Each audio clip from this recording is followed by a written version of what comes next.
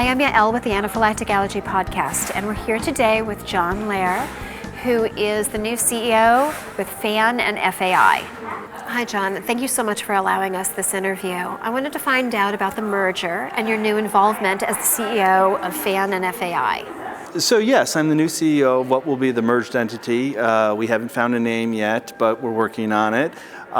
Before I came to Food Allergy, I was working at Cure Search for Children's Cancer, which is a cancer research organization. And what I did there is something that I intend to do in Food Allergy, which is help to build out a national network of outposts for fundraising, advocacy, and awareness. And we had a lot of success in my last organization, and I'm expecting that we're going to have a similar amount of success here in the food allergy world. How long were you with them? So I worked there from 2009 till just a couple of months ago, 2012. And then before that, I worked at the Cystic Fibrosis Foundation, where I led a national fundraising campaign, and we raised $175 million to support drug discovery and development for cystic fibrosis, which was a very successful effort. And just a couple of months ago, the CF Foundation had an FDA drug approved, which was huge. It was sort of the culmination of many decades of work.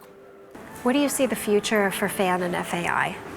Well, I think this merger is it comes at the right time. I think both organizations have been very strong in what they do. FAI has traditionally focused on research, clinical research in particular, aimed at trying to find a cure for food allergies. And FAAN has been much more focused on educational and informational resources and being the most trusted source in that atmosphere. And both of them have been raising money. Again, FAI has been mostly at the larger sort of gala or dinner dance world. And FAAN has really been a grassroots organization using walks and other types of events to raise money. And so their fundraising is complementary. I think their missions are complementary. And if you look at the mission statements, they're almost exactly the same. The same words are used: research, advocacy, awareness, and education. And so, again, I think it's a great opportunity to come together and have one united voice for food allergies, and to really galvanize not only the food allergy community, but to bring awareness about food allergies and anaphylaxis to a much larger audience. What can you tell advocates and parents out there about the changes that are going to be happening with FAAN and FAI? I'm looking to open up regional fundraising offices. We have somewhat of a presence out here on the West Coast, but I think the presence needs to be much larger. So I foresee, a fundraising advocacy office somewhere in California, whether it's in LA or San Francisco or somewhere in between. We may want to have an office up in the Pacific Northwest, perhaps around Seattle. I'm looking at an office in Texas, Houston or Dallas. We're going to expand some operations that we have in Chicago. We need to be in the southeast as well, so maybe Atlanta or Charlotte, and then we've got, as you say, the Northeast pretty well covered. But it's not just having those offices. Having fundraising professionals on the ground, advocacy professionals on the ground, we need an army out there who can interact, professional staff interacting with parents and volunteers and donors, not just on the individual level, but also bringing in corporations and foundations, and really, like I said, galvanizing, having a national movement. Food allergies is a very serious issue. It's one that's growing in prevalence. It's a life-threatening issue.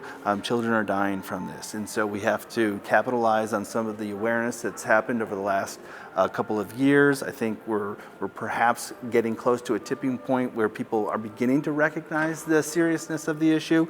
We need to take advantage of that, raise the resources so that we can invest in research toward a cure and provide families and all the key stakeholders with the informational and educational resources they need to stay safe in the meantime.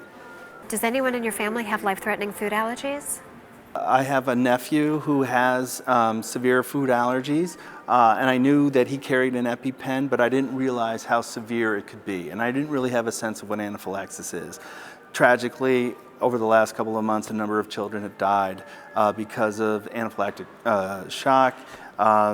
And these were preventable problems or preventable situations. And so we don't want that to happen again. And there are ways to prevent this. And we're doing all sorts of things at the legislative level, working with the school systems, working with the restaurant and food industries. So we need to make sure that all people with food allergies are safe. So I think there's great opportunities to get our message out there, to help all the key stakeholders understand what they need to do, what they can do to make people safe.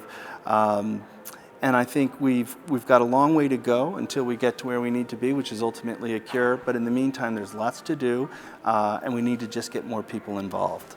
Tell me about the numbers and how they're increasing with food allergies these days. That used to be 12 million a few years ago, and now we're up to 15 million. Well, when I was a kid, very few people I knew had food allergies. In fact, when I was in school, it wasn't an issue at all.